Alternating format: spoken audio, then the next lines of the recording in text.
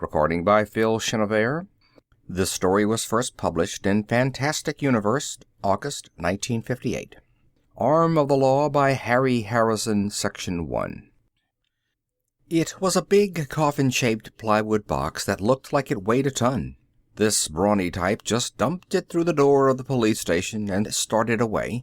I looked up from the blotter and shouted at the trucker's vanishing back. "What the hell is that?" "How should I know?" he said as he swung up into the cab. "I just deliver. I don't x-ray 'em. It came on the morning rocket from Earth is all I know." He gunned the truck more than he had to and threw up a billowing cloud of red dust. Jokers, I growled to myself. Mars is full of jokers. When I went over to look at the box, I could feel the dust grate between my teeth. Chief Craig must have heard the racket, because he came out of his office and helped me stand and look at the box. "Think it's a bomb?" he asked in a bored voice. "Why would anyone bother, particularly with a thing this size, and all the way from Earth?" He nodded agreement and walked around to look at the other end. There was no sender's address anywhere on the outside. Finally, we had to dig out the crowbar, and I went to work on the top. After some prying, it pulled free and fell off. That was when we had our first look at Ned. We all would have been a lot happier if it had been our last look as well. If we had just put the lid back on and shipped the thing back to Earth. I know now what they mean about Pandora's box. But we just stood there and stared like a couple of rubes. Ned lay motionless and stared back at us. "A robot," the chief said. "Very observant. It's easy to see you went to the police academy." "Ha ha! Now, find out what he's doing here." I hadn't gone to the academy, but this was no handicap to my finding the letter. It was sticking up out of a thick book in a pocket in the box. The chief took the letter and read it with little enthusiasm. Well, United Robotics have the brainstorm that robots correctly used will tend to prove invaluable in police work. They want us to cooperate in a field test. Robot enclosed is the latest experimental model, valued at 120,000 credits. We both looked back at the robot, sharing the wish that the credits had been in the box instead of it. The chief frowned and moved his lips through the rest of the letter. I wondered how we got the robot out of its plywood coffin. Experimental model or not, this was a nice-looking hunk of machinery, a uniform navy blue all over, though the outlet cases, hooks and such were a metallic gold. Someone had gone to a lot of trouble to get that effect. This was as close as a robot could look to a cop in uniform without being a joke. All that seemed to be missing was the badge and gun. Then I noticed the tiny glow of light in the robot's eye lenses. It had never occurred to me before that the thing might be turned on. There was nothing to lose by finding out. "Get out of that box," I said. The robot came up smooth and fast as a rocket, landing 2 feet in front of me and whipping out a snappy salute. "Police experimental robot, serial number XPO-456-934B, reporting for duty, sir." His voice quivered with alertness, and I could almost hear the humming of those taut cable muscles.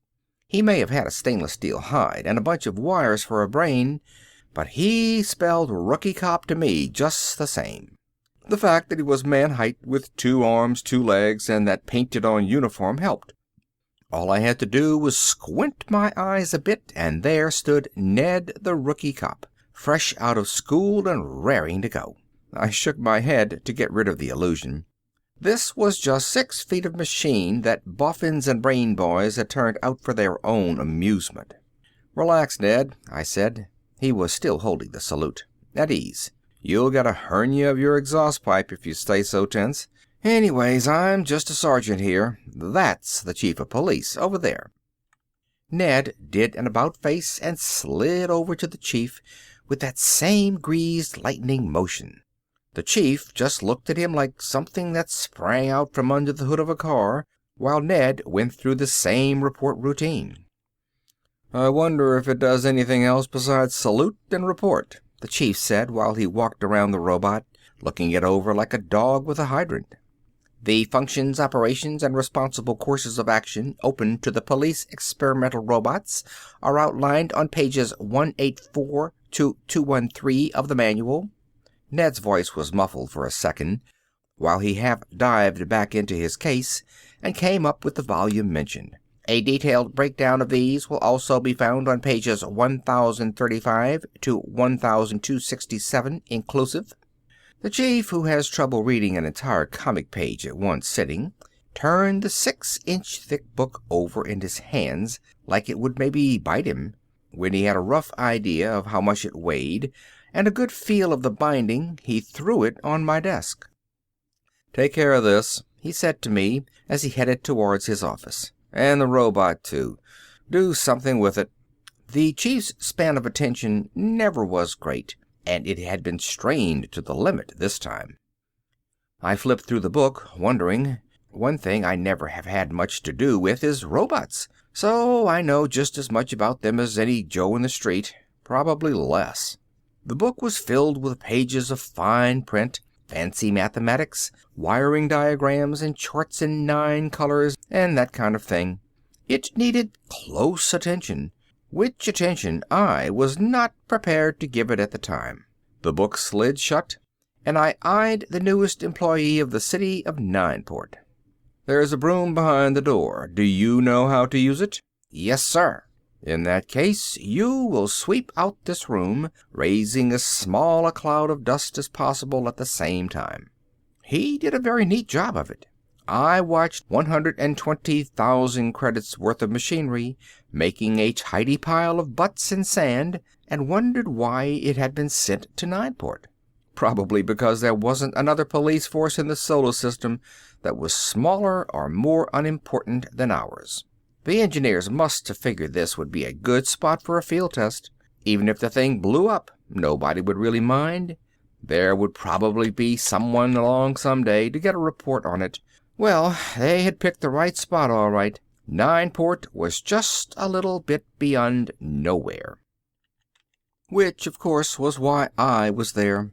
I was the only real cop on the force. They needed at least one to give an illusion of the wheels going around.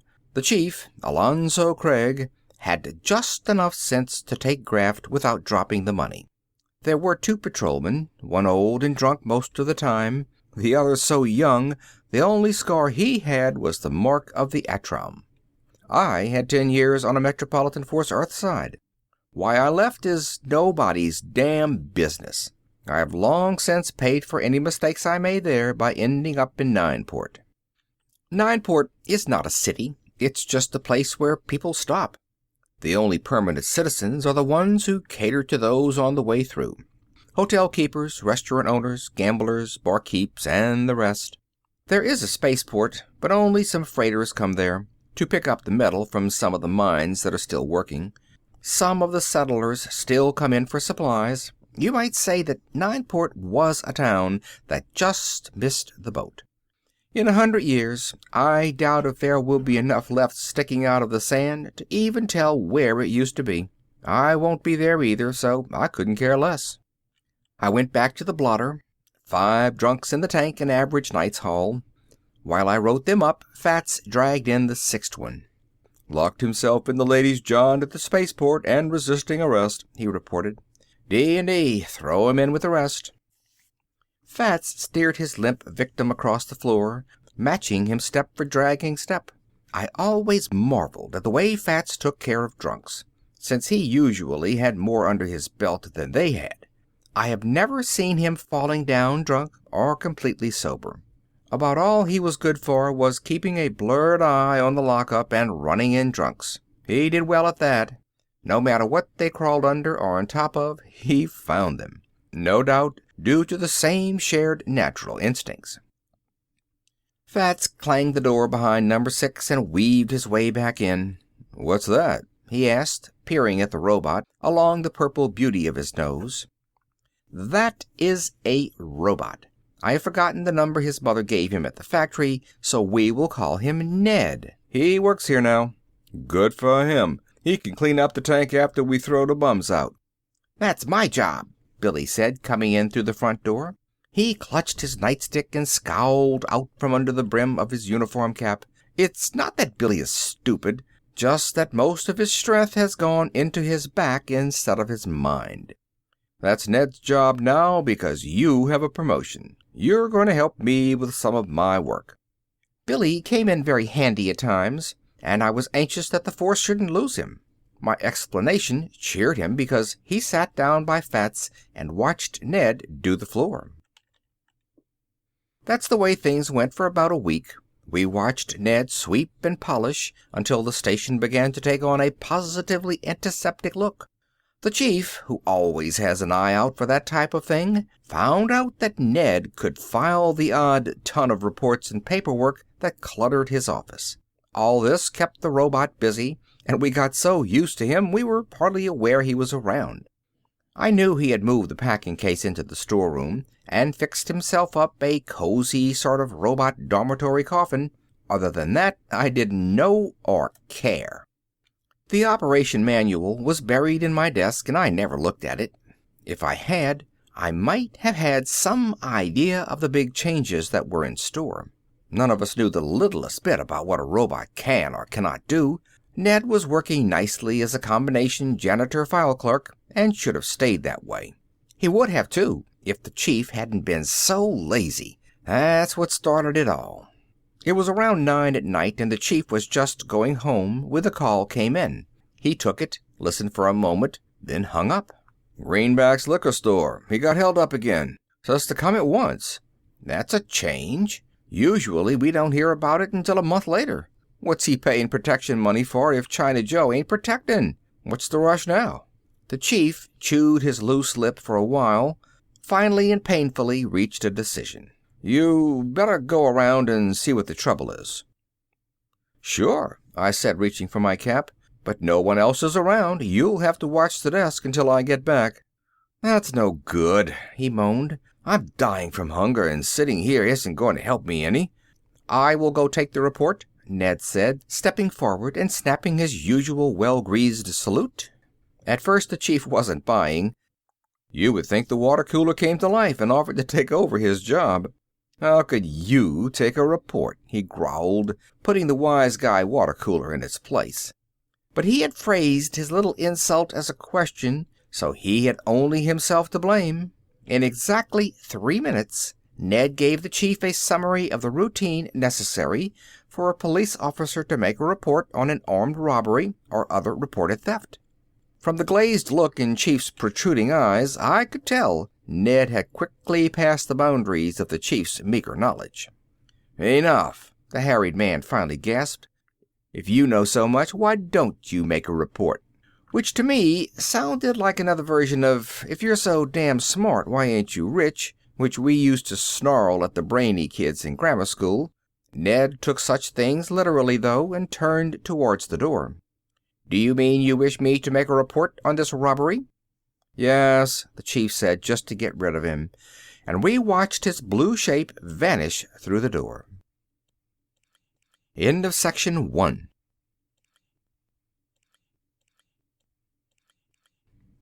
Section 2. "He must be brighter than he looks," I said. "He never stopped to ask where Greenback's store is." The chief nodded, and the phone rang again. His hand was still resting on it, so he picked it up by reflex. He listened for a second, and you would have thought someone was pumping blood out of his heel from the way his face turned white. "The holdup's still on," he finally gasped. "Greenback's delivery boy is on the line, calling back to see where we are. Says he's under a table in the back room." I never heard the rest of it because I was out the door and into the car. There were 100 things that could happen if Ned got there before me. Guns could go off, people hurt, lots of things.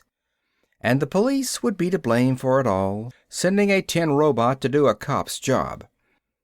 Maybe the chief had ordered Ned there, but clearly, as if the words were painted on the windshield of the car, I knew I would be dragged into it. It never gets very warm on Mars, but I was sweating. Nineport has 14 traffic regulations, and I broke all of them before I had gone a block. Fast as I was, Ned was faster. As I turned the corner, I saw him open the door of Greenback's store and walk in. I screamed brakes in behind him and arrived just in time to have a gallery seat. A shooting gallery at that. There were two hold-up punks, one behind the counter making like a clerk, and the other lounging off to the side. Their guns were out of sight, but blue-coated Ned busting through the door like that was too much for their keyed-up nerves. Up came both guns like they were on strings, and Ned stopped dead. I grabbed for my own gun and waited for pieces of busted robot to come flying through the window. Ned's reflexes were great, which I suppose is what you should expect of a robot. "Drop your guns. You are under arrest." He must have had on full power or something. His voice blasted so loud my ears hurt. The result was just what you might expect. Both torpedoes let go at once, and the air was filled with flying slugs. The show windows went out with a crash, and I went down on my stomach. From the amount of noise, I knew they both had recoilless 50s.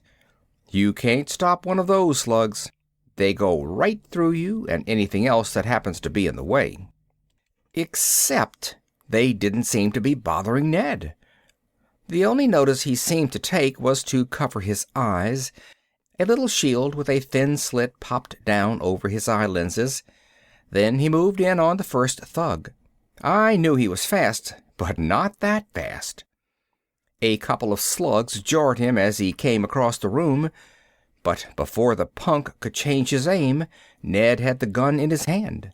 That was the end of that.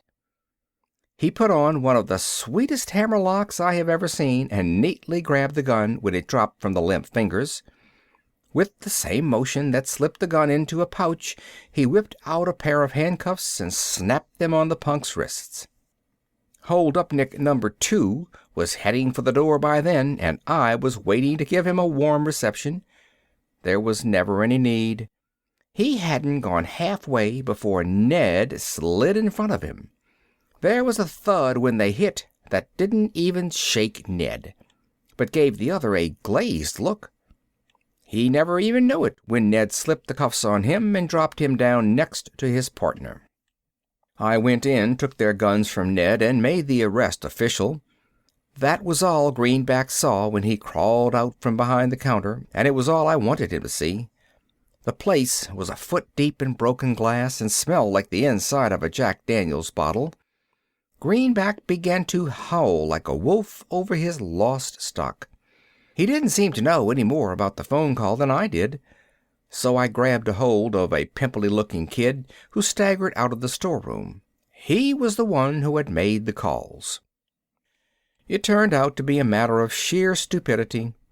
He had worked for Greenback only a few days, and didn't have enough brains to realize that all hold-ups should be reported to the protection boys instead of the police. I told Greenback to wise up his boy, as look at the trouble that got caused. Then pushed the two ex-hold-up men out to the car. Ned climbed in back with them, and they clung together like two waifs in a storm. The robot's only response was to pull a first aid kit from his hip and fix up a ricochet hole in one of the thugs that no one had noticed in the excitement. The chief was still sitting there with that bloodless look when we marched in. I didn't believe it could be done, but he went 2 shades whiter. "You made the pinch," he whispered. Before I could straighten him out, a second and more awful idea hit him. He grabbed a handful of shirt on the first torpedo and poked his face down. "You with China Joe?" he snarled.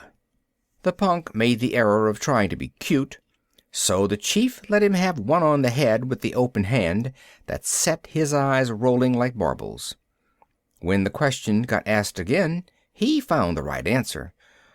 "I never heard of no China Joe. We just hit town today and—" "Freelance, by God!" The chief sighed and collapsed into his chair. "Lock 'em up and quickly tell me what in hell happened." I slammed the gate on them and pointed a none too steady finger at Ned. "There's the hero," I said. Took 'em on single-handed, wrestled them for a fall, and made the capture. He's a one-robot tornado, a power for good in this otherwise evil community. And he's bulletproof, too. I ran a finger over Ned's broad chest. The paint was chipped by the slugs, but the metal was hardly scratched. "This is going to cause me trouble. Big trouble," the chief wailed. I knew he meant with the protection boys. They did not like punks getting arrested and guns going off without their okay. But Ned thought the chief had other worries and rushed in to put them right. "There will be no trouble. At no time did I violate any of the robotic restriction laws. They are part of my control circuits and therefore fully automatic. The men who drew their guns violated both robotic and human law when they threatened violence. I did not injure the men, merely restrained them." It was all over the chief's head, but I liked to think I could follow it. And I had been wondering how a robot, a machine, could be involved in something like law application and violence. Ned had the answer to that one, too. "Robots have been assuming these functions for years. Don't recording radar meters pass judgment on human violation of automobile regulations? A robot alcohol detector is better qualified to assess the sobriety of a prisoner than the arresting officer. At one time, robots were even allowed to make their own decisions about killing. Before the robotic restriction laws, automatic gun pointers were in general use. Their final development was a self-contained battery of large anti-aircraft guns. Automatic scan radar detected all aircraft in the vicinity. Those that could not return the correct identifying signal had their courses tracked and computed. Automatic fuse cutters and loaders readied the computer-aimed guns, which were fired by the robot mechanism." There was little I could argue about with Ned, except maybe his college professor vocabulary, so I switched the attack. "But a robot can't take the place of a cop. It's a complex human job." "Of course it is. But taking a human policeman's place is not the function of a police robot. Primarily, I combine the functions of numerous pieces of police equipment, integrating their operations and making them instantly available. In addition, I can aid in the mechanical processes of law enforcement. If you arrest a man, you handcuff him. But if you order me to do it, I have made no moral decision. I am just a machine for attaching handcuffs at that point." My raised hand cut off the flow of robotic argument. Ned was hipped to his ears with facts and figures, and I had a good idea who would come off second best in any continued discussion. No laws had been broken when Ned made the pinch, that was for sure. But there are other laws than those that appear on the books. "China Joe is not going to like this, not at all," the chief said, speaking my own thoughts. "The law of tooth and claw. That's one that wasn't in the law books, and that was what ran Nineport. The place was just big enough to have a good population of gambling joints, bawdy houses, and drunk rollers. They were all run by China Joe, as was the police department. We were all in his pocket, and you might say he was the one who paid our wages. This is not the kind of thing, though, that you explain to a robot." "Yeah, China Joe." I thought it was an echo at first, then realized that someone had eased in the door behind me. Someone called Alex. 6 feet of bone, muscle, and trouble. China Joe's right-hand man. He imitated a smile at the chief, who sank a bit lower in his chair. "China Joe wants you should tell him why you got smart cops going around and putting the arm on people and letting them shoot up good liquor. He's mostly angry about the hooch. He says that he had enough guff, and after this you should... I am putting you under robot arrest, pursuant to Article 46, Paragraph 19 of the Revised Statutes." Ned had done it before we realized he had even moved. Right in front of our eyes, he was arresting Alex and signing our death warrants. Alex was not slow. As he turned to see who had grabbed him, he had already dragged out this cannon. He got one shot in, square against Ned's chest, before the robot plucked the gun away and slipped on the cuffs. While we gaped like dead fish, Ned recited the charge in what I swear was a satisfied tone. The prisoner is Peter Rajumsky, alias Alex the Axe, wanted in Canal City for armed robbery and attempted murder. Also wanted by local police of Detroit, New York, and Manchester on charges of... "Get it off me!" Alex howled. We might have too, and everything might have still been straightened out if Benny Bug hadn't heard the shot. He popped his head in the front door just long enough to roll his eyes over our little scene. "Alex! They're putting the arm on Alex!" Then he was gone, and when I hit the door, he was nowhere in sight. China Joe's boys always went around in pairs, and in 10 minutes he would know all about it. "Book him," I told Ned. "It wouldn't make any difference if we let him go now. The world has already come to an end." Fats came in then, mumbling to himself. He jerked a thumb over his shoulder when he saw me. "What's up? I see little Benny Bug come out of here like the place was on fire and almost get killed driving away." Then Fats saw Alex with the bracelets on and turned sober in 1 second. He just took a moment to gape, then his mind was made up. Without a trace of a stagger, he walked over to the chief and threw his badge on the desk in front of him. "I'm an old man and I drink too much to be a cop. Therefore I am resigning from the force, because if that is whom I think it is over there with the cuffs on, I will not live to be a day older as long as I'm around here." "Rat!" the chief growled in pain through his clenched teeth. "Deserting the sinking ship, rat!" "Squeak!" Fats said, and left. The chief was beyond caring at this point. He didn't blink an eye when I took Fats's badge off the desk. I don't know why I did it. Perhaps I thought it was only fair. Ned had started all the trouble, and I was just angry enough to want him on the spot when it was finished. There were 2 rings on his chest plate, and I was not surprised when the badge pin fitted them neatly. "There, now you are a real cop." Sarcasm dripped from the words. I should have realized that robots are immune to sarcasm. Ned took my statement at face value. "This is a great honor, not only for me, but for all robots. I will do my best to fulfill all the obligations of the office." Jack Armstrong in tin underwear. I could hear the little motors in his guts humming with joy as he booked Alex. End of section 2.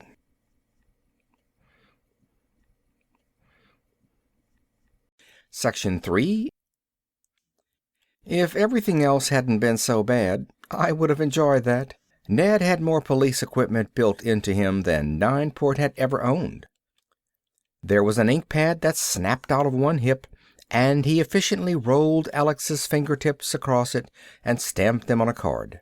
Then he held the prisoner at arm's length while something clicked in his abdomen. Once more, sideways, and 2 instant photographs dropped out of a slot. The mug shots were stuck on the card, arrest details and such inserted. There was more like this, but I forced myself away. There were more important things to think about. Like staying alive. "Any ideas, Chief?" A groan was my only answer, so I let it go at that. Billy, the balance of the police force, came in then. I gave him a quick rundown. Either through stupidity or guts he elected to stay, and I was proud of the boy. Ned locked away the latest prisoner and began sweeping up. That was the way we were when China Joe walked in. Even though we were expecting it, it was still a shock. He had a bunch of his toughest hoods with him, and they crowded through the door like an overweight baseball team. China Joe was in front, hands buried in the sleeves of his long mandarin gown, no expression at all on his ascetic features. He didn't waste time talking to us, just gave the word to his own boys. "Clean this place up. The new police chief will be here in a while, and I don't want him to see any bums hanging around." It made me angry. Even with the graft, I like to feel I'm still a cop, not on a cheap punk's payroll. I was also curious about China Joe. Had been ever since I tried to get a line on him and never found a thing. I still wanted to know. "Ned, take a good look at that Chinese guy in the rayon bathrobe and let me know who he is." My, but those electronic circuits work fast. Ned shot the answer back like a straight man who had been rehearsing his lines for weeks. "He is a pseudo-oriental, utilizing a natural sallowness of the skin heightened with dye. He is not Chinese. There has also been an operation on his eyes, scars of which are still visible. This has been undoubtedly done in an attempt to conceal his real identity, but Bertillon measurements of his ears and other features make identity positive. He is on the very wanted list of Interpol, and his real name is—" China Joe was angry, and with a reason. "That's the thing, that big-mouthed tin radio set over there. We heard about it, and we're taking care of it." The mob jumped aside then, or hit the deck, and I saw there was a guy kneeling in the door with a rocket launcher. Shaped anti-tank charges, no doubt. That was my last thought as the thing let go with a whoosh. Maybe you can hit a tank with one of those, but not a robot. At least not a police robot. Ned was sliding across the floor on his face when the back wall blew up. There was no second shot. Ned closed his hands on the tube of the bazooka, and it was so much old drainpipe. Billy decided then that anyone who fired a rocket in a police station was breaking the law, so he moved in with his club. I was right behind him since I did not want to miss any of the fun. Ned was at the bottom somewhere, but I didn't doubt he could take care of himself. There were a couple of muffled shots and someone screamed. No one fired after that because we were too tangled up. A punk named Brooklyn Eddie hit me on the side of the head with his gun butt, and I broke his nose all over his face with my fist. There is a kind of fog over everything after that, but I do remember it was very busy for a while. When the fog lifted a bit, I realized I was the only one still standing, or leaning, rather. It was a good thing the wall was there. Ned came in through the street door, carrying a very abashed-looking Brooklyn Eddie. I hoped I had done all that. Eddie's wrists were fastened together with cuffs. Ned laid him gently next to the heap of thugs, who I suddenly realized all wore the same kind of handcuffs. I wondered vaguely if Ned made them as he needed them, or had a supply tucked away in a hollow leg or something. There was a chair a few feet away, and sitting down helped. Blood was all over everything, and if a couple of the hoods hadn't groaned, I would have thought they were corpses. One was, I noticed suddenly. A bullet had caught him in the chest. Most of the blood was probably his. Ned burrowed in the bodies for a moment and dragged Billy out. He was unconscious, a big smile on his face and the splintered remains of his nightstick still stuck in his fist. It takes very little to make some people happy. A bullet had gone through his leg, and he never moved while Ned ripped the pants leg off and put on a bandage. "The spurious China Joe and one other man escaped in a car," Ned reported. "Don't let it worry you," I managed to croak. "Your batting average still leads the league." It was then that I realized the chief was still sitting in his chair where he had been when the brouhaha started. Still slumped down with that glazed look. Only after I started to talk to him did I realize that Alonzo Craig, chief of police of Nineport, was now dead. A single shot, small caliber gun, maybe a .22, right through the heart, and what blood there had been was soaked up by his clothes. I had a good idea where the gun would be that fired that shot. A small gun, the kind that would fit in a wide Chinese sleeve. I wasn't tired or groggy anymore, just angry. Maybe he hadn't been the brightest or most honest guy in the world, But he deserved a better end than that. Knocked off by a 2-bit racket boss who thought he was being crossed. Right about then, I realized I had a big decision to make. With Billy out of the fight and Fats gone, I was the Nineport police force. All I had to do to be clear of this mess was to walk out the door and keep going. I would be safe enough. Ned buzzed by, picking up 2 of the thugs and hauled them off to the cells. Maybe it was the sight of his blue back, or maybe I was tired of running. Either way, my mind was made up before I realized it. I carefully took off the chief's gold badge and put it on in place of my old one. "The new chief of police of Nineport," I said to no one in particular. "Yes, sir," Ned said as he passed. He put one of the prisoners down long enough to salute, then went on with his work. I returned the salute. The hospital meat wagon hauled away the dead and wounded. I took an evil pleasure in ignoring the questioning stares of the attendants. After the doc fixed the side of my head, everyone cleared out. Ned mopped up the floor. I ate 10 aspirin and waited for the hammering to stop so I could think what to do next. When I pulled my thoughts together, the answer was obvious. Too obvious. I made as long a job as I could of reloading my gun. "Refill your handcuff box, Ned. We are going out." Like a good cop, he asked no questions. I locked the outside door when we left and gave him the key. "Here, there's a good chance you will be the only one left to use this before the day is over." I stretched the drive over to China Joe's place just as much as I could, trying to figure if there was another way of doing it. There wasn't. Murder had been done, and Joe was the boy I was going to pin it on, so I had to get him. The best I could do was stop around the corner and give Ned a briefing. "This combination bar and dice room is the sole property of he whom we will still call China Joe until there is time for you to give me a rundown on him. Right now, I got enough distractions. What we have to do is go in there, find Joe, and bring him to justice. Simple?" "Simple," Ned answered in his sharp Joe College voice. "But wouldn't it be simpler to make the arrest now when he is leaving in that car instead of waiting until he returns?"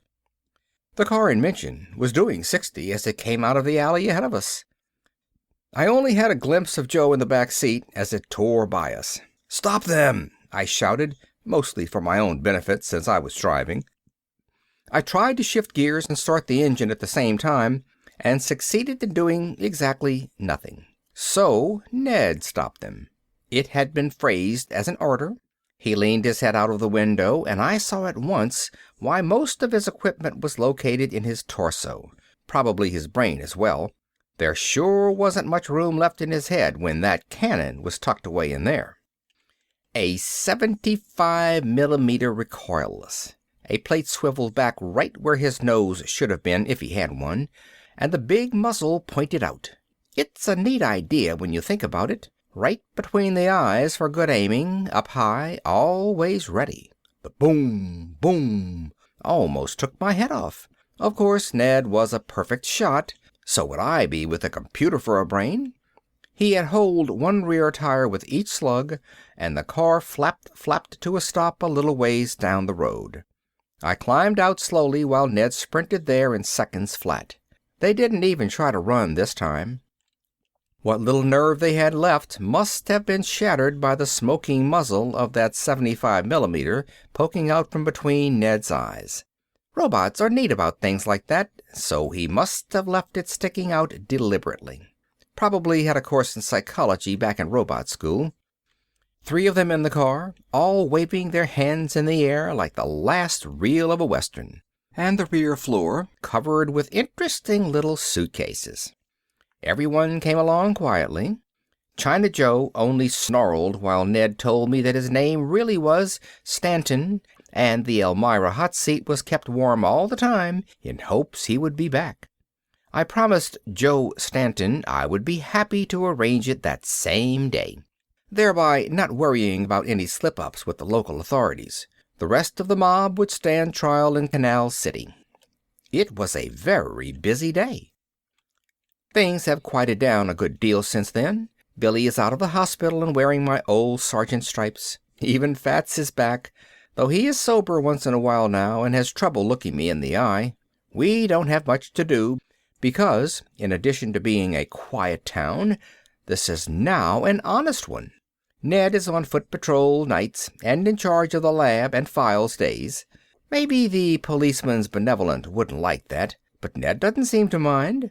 He touched up all the bullet scratches and keeps his badge polished. I know a robot can't be happy or sad, but Ned seems to be happy. Sometimes I would swear I can hear him humming to himself, but of course that is only the motors and things going around.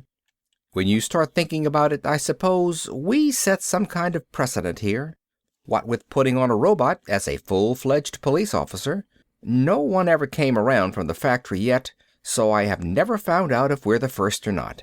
And I'll tell you something else. I'm not going to stay in this broken-down town forever. I have some letters out now looking for a new job. So some people are going to be very surprised when they see who their new chief of police is after I leave. End of Section 3. End of Arm of the Law by Harry Harrison. Read by Phil Chenevert, Baton Rouge, Louisiana, May 2012.